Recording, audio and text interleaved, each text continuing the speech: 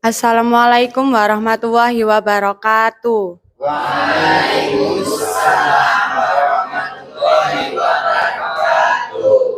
Di sini kami akan mempresentasikan tentang bab 7 Ilmu Kalam dari SMK Negeri 6 Surabaya, kelas 12 TKI 2. Perkenalkan, nama saya Cilmiatun Nadiro, absen 9. Ilmu kalam secara etimologi atau bahasa adalah ilmu yang menjelaskan tentang bagaimana menetapkan kepercayaan agama Islam dengan keyakinan.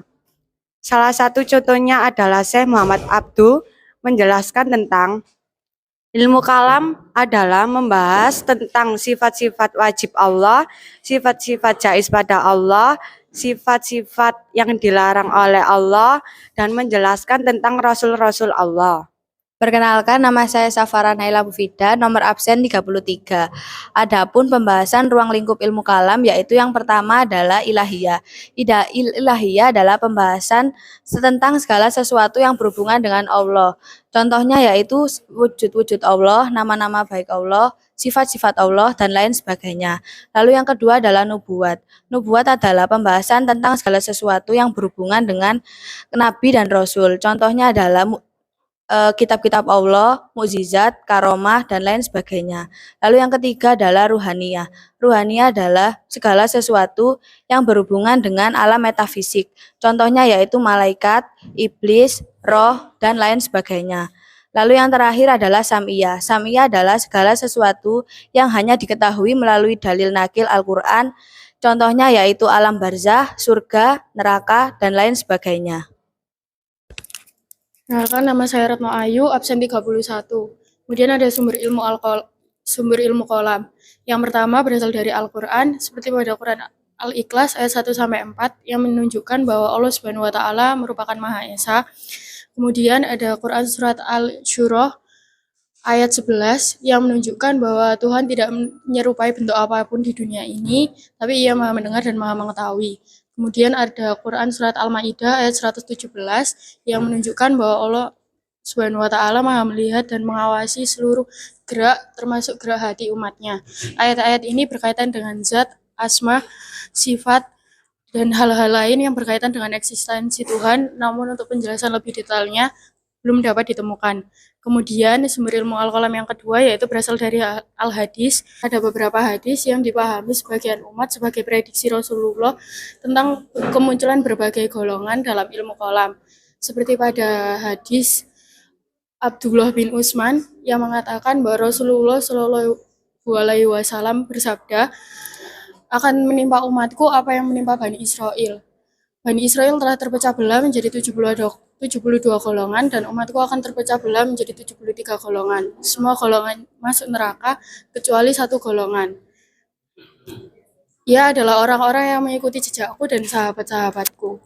Kemudian yang ketiga ada pemikiran manusia. Salah satu sumber ilmu kalam berasal dari pemikiran manusia yang berasal dari umat Islam itu sendiri dan berasal dari pemikiran yang berasal dari luar umat Islam.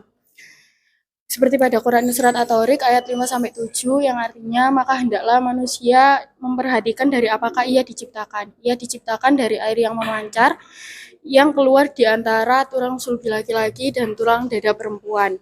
Yang keempat berasal dari insting. Ketika seseorang tidur dan bermimpi, mereka dapat bertemaan, bercakap, bercengkrama, bahkan berbicara kepada orang yang mati sekalipun.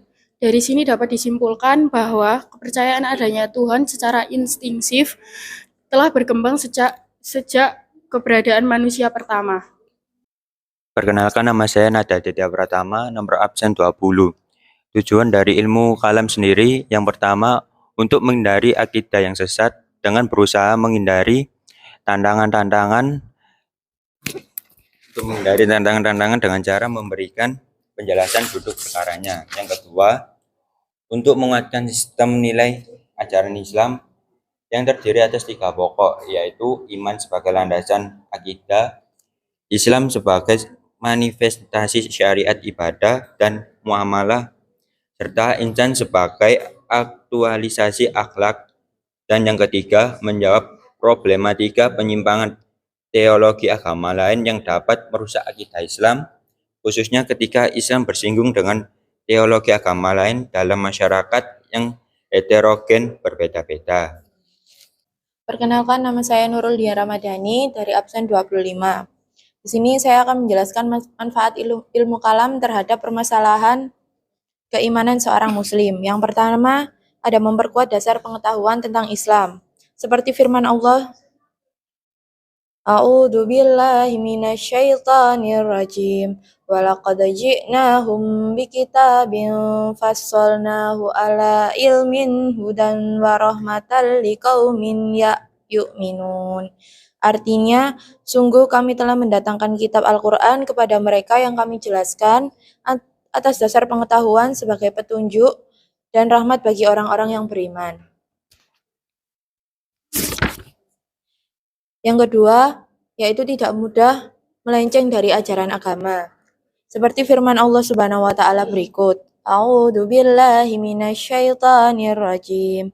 Allahu waliyul ladzina amanu yukhrijuhum minad dzulumati ilan nur.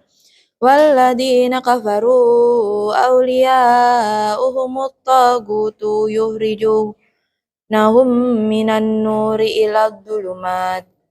Ulaika ashabun nar hum fiha khalidun. Yang artinya Allah Maha Pelindung orang beriman, Dia yang mengeluarkan mereka dari kegelapan kepada cahaya iman. Dan orang-orang yang kafir, pelindung-pelindungnya adalah setan yang mengeluarkan mereka dari cahaya kepala kegelapan. Mereka adalah penghuni neraka, mereka kekal di dalamnya. Yang ketiga, dapat menerapkan secara konsisten amalan Islam.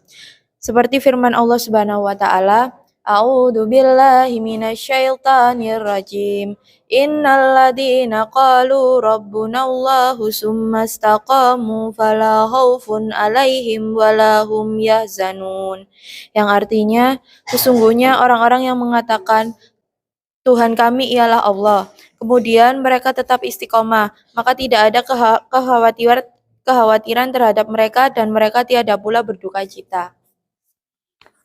Sekian presentasi dari kami. Mohon maaf bila ada salah-salah kata.